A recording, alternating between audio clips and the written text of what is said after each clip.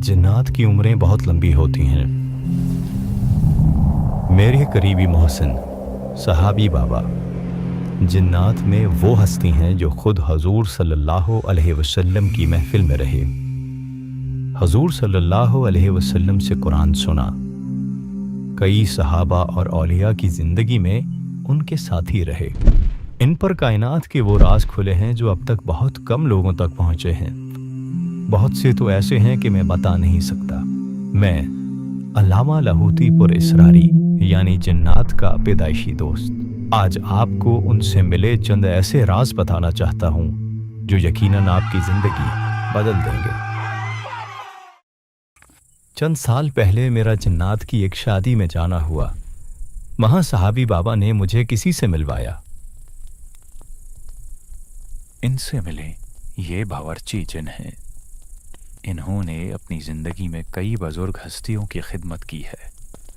जनाब मुझे कुछ हस्तियों के अहवाल सुनाए। बस जनाब, हर बुजुर्ग का अपना ज़ौक़ था, अपनी पसंद थी। हाँ, एक अनोखी चीज़ आपको बताता हूँ। कई साल मैंने बाबा फरीद रहमतुल्लाह अलैह की खिदमत में ज़िंदगी गुजारी।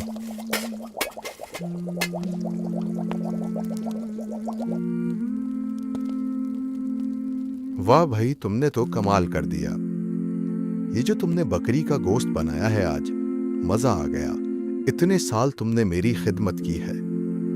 मैं तुम्हें आज एक तोहफा देता हूँ। सूरह रहमान की आयत फबिअय्यि आलाइ रब्बिकुमा तुकज़्ज़िबान। जब भी तुम्हारा कुछ खाने को दिल चाहे, दुनिया की कोई चीज, बस उसका तसव्वुर करके एक बार पढ़ लेना, वो चीज तुम्हारे सामने आ जाएगी। दुनिया के किसी भी मुल्क या कोने में जाना चाहो, बस उसका तसव्वुर करके ये पढ़ो, फौरन वहां पहुंच जाओगे। मुझे बाबा फरीद रहमतुल्लाह अलैह से इस अमल की ख़ास इजाज़त है। आज ये मैं आपको बख्श रहा हूँ। जज़ाकल्लाह जनाब। अच्छा ये बताएं, माशाल्लाह आपने इतनी लंबी उम्र पाई है। यकीनन आपने मुग़ल हुक्मरानों का दौर भी देखा होगा। उनके बारे में कोई अनोखी बात? जी हाँ, बिल्कुल। वो तो मेरे लिए ऐसे है जैसे कल की बात हो।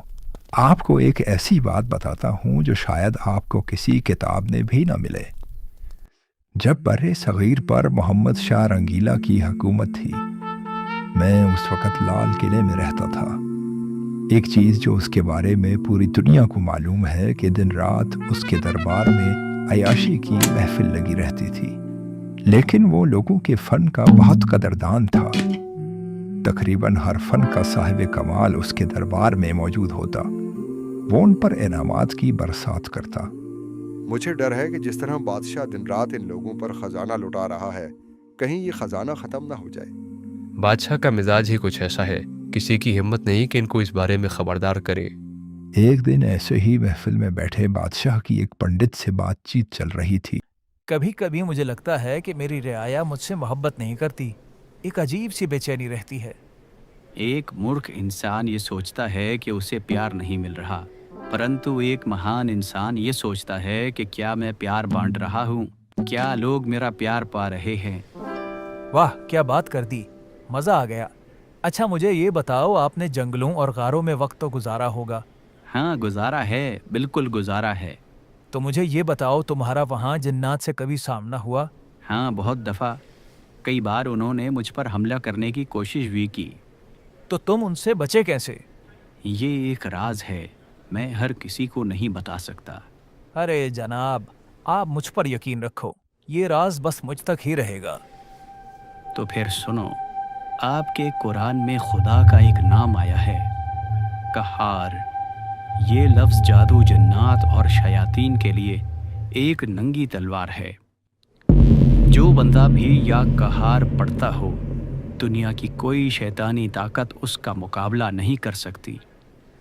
लेकिन ध्यान रखना, ये राज बाहर न जाए, क्योंकि ये अगर आम लोगों तक पहुंच गया तो लोगों ने शरीर जिन्नात की नस्लें ख़त्म कर देनी हैं। फिक्र मत करो, ये राज मेरे सीने में ही दफन हो जाएगा।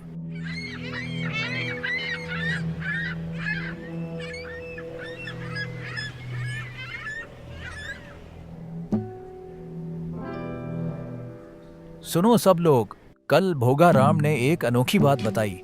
कह रहा था कि अल्लाह ताला का नाम या कहारो ऐसा ताकतवर नाम है कि जिन्नात के कबीलों के कबीले बर्बाद कर दे। पता नहीं क्या हकीकत है, कोई बंदा आजमा कर बताए। अरे बादशाह सलामत, ये क्या कर दिया आपने? आपको कहा था ये एक बहुत हसास राज है। ओ नहीं, ये मैंने क्या कर दिया? ये राज बाहर आते ही लोगों ने ये पढ़ना शुरू कर दिया और शरीर जन्नात का वो कत्लेआम शुरू हुआ जो शायद तारीख में कभी नहीं हुआ। आज भी बातिल की पूरी कोशिश है कि ये नाम लोगों में आम न हो।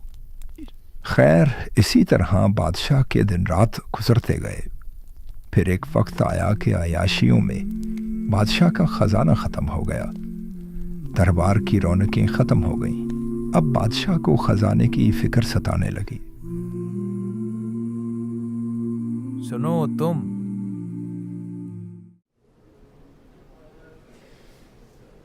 हाँ तुम, इतने सालों तुम दरबार में रहे हो, खजाने से पैसे लेते रहे हो। तुम अपने काले इल्म से मुझे कोई खजाना ढूंढ कर दो। तुम्हारे पास सिर्फ 40 दिन का वक्त है। अगर कुछ ना मिला तो मैं तुम्हारा सर कलम कर दूंगा। अक्कड़ बक्कड़ बम्बे बो 80 90 पूरे 100। अक्कड़ बक्कड़ बम्बे बो 80 90 पूरे 100।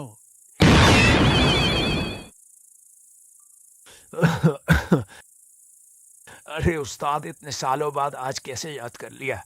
बस दोस्त, मेरी जान दांव पर लगी है।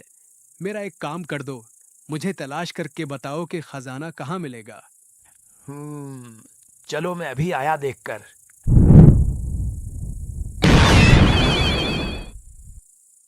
हाँ तो उस्ताद, यहाँ से कुछ दूर एक पुराना किला है। उसके नीचे एक खजाना दफन है, किसी बादशाह का है। मैंने सुना है कि खजाने पर पहरा होता है, तो तुम एक काम और कर दो, वो खजाना पहरे से बाहर लाकर रख दो, बाकी मैं संभाल लूंगा। कोई मसला ही नहीं, बस अभी गया और अभी आया।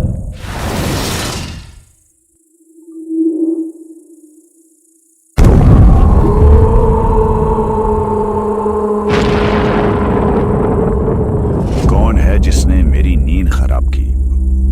अरे बाप रे, कुछ नहीं जनाब, बस मैं मुसाफिर जिन हूँ, यहाँ से गुजर रहा था। कोई नहीं, आप आराम से सो जाएं, मैं गया। अरे उस्ताद, इस खजाने के पहरे पे कोई आम जिन नहीं है, बहुत बड़ा द्यो है। वो मुझ पर उंगली भी रख दे तो मैं मर जाऊंगा। मैं इससे ज्यादा कुछ नहीं कर सकता। फिर मिलेंगे उस्ताद। क्या करूं मैं अब? गुरुजी के पास ही जाता हूँ, वो ही कोई मदद करेंगे।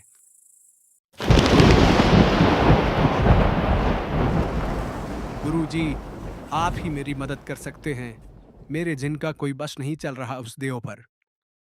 ठीक है, इधर ही बैठ जाओ मेरे साथ।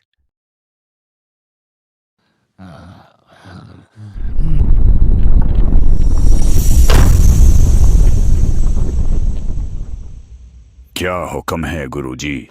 एक खजाने पर एक दियो काबिज है, तुम्हें इसे खत्म करना है, बाकी हम देख लेंगे। जैसे आपका हुक्म।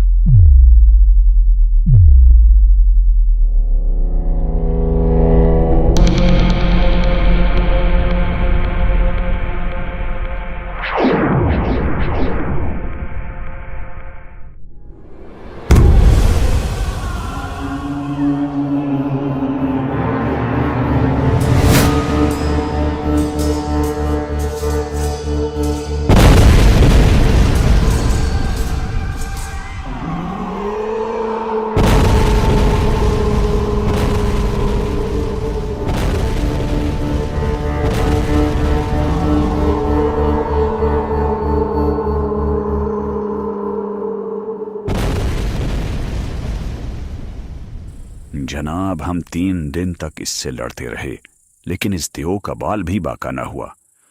वो कोई आम देव नहीं है, बल्कि उसकी ड्यूटी लगी है वो इस खजाने की हिफाजत करे।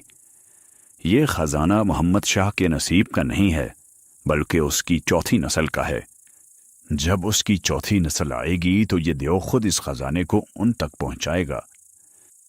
اب مجھے یہ بتاؤ کہ جس مسئلے میں پھنسا ہوں میں اس سے کیسے نکلوں؟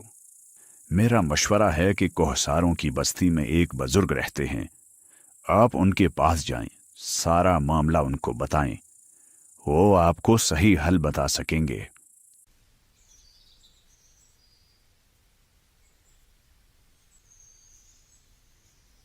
جناب میری جان خطرے میں ہے، اگر بادشاہ کو میں نے خزانے کا پتہ نہ دیا تو وہ میری جان لے لے گا۔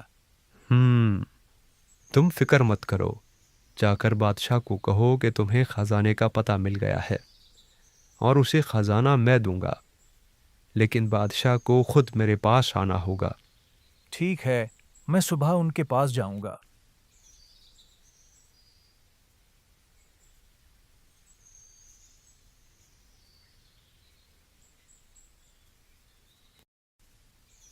جی جناب، وہ خزانہ کہاں ہے؟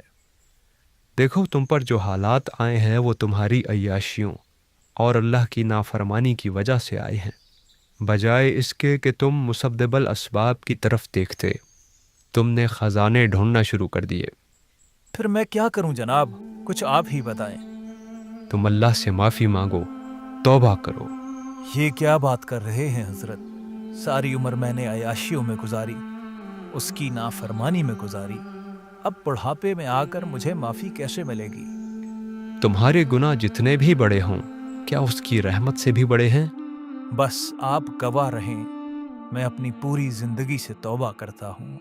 تم اب ایک کام کرنا، صبح شام سارا دن ہر حالت میں یا فتح ہو یا باسط ہو پڑھتے رہنا۔ انشاءاللہ بہت جلد تمہارے حالات بدل جائیں گے۔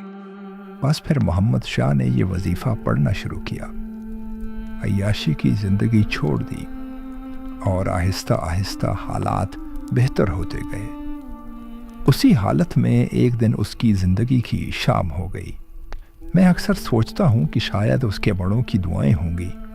اورنگزیب عالمگیر رحمۃ اللہ علیہ جیسے بزرگ، انہوں نے اپنی نسلوں کے لیے دعائیں مانگی ہوں گی، انہوں نے فقیروں کی خدمت کی ہوگی، جس کا اللہ نے یہ صلہ دیا کہ محمد شاہ رنگیلا نے پوری زندگی تو عیاشیوں میں گزاری، لیکن آخری وقت میں اسے اللہ کی طرف رجوع نصیب ہو گیا، اور بے شک مومن کا اصل تو خاتمہ ہی ہے۔ یقیناً جو سب سے بڑا خزانہ اسے ملا وہ اللہ کا نام ملا۔ اللہ اکبر، بے شک ایسا ہی ہے۔ آپ نے بادشاہ کی زندگی اور جنات کا تذکرہ کیا تو مجھے اپنا ایک واقعہ یاد آ گیا۔ انشاءاللہ امید ہے آپ کو سن کر نفع ہوگا۔ یہ اس وقت کی بات ہے جب خلیفہ مامون الرشید کی حکومت تھی۔ میں اس وقت ایک بزرگ مالک بن عبید رحمۃ اللہ علیہ کے پاس اکثر جایا کرتا تھا۔ بہت نیک انسان تھے۔ کئی لوگ اپنے مسائل ان کے پاس لے کر آتے اور وہ ان کی مدد کرتے۔ ایک دن ایک انوکھا واقعہ ہوا۔ جناب، میں خلیفہ مامون الرشید کا رازدار ہوں۔ ہوا یوں کہ چند دن پہلے مجھے بادشاہ نے بلایا۔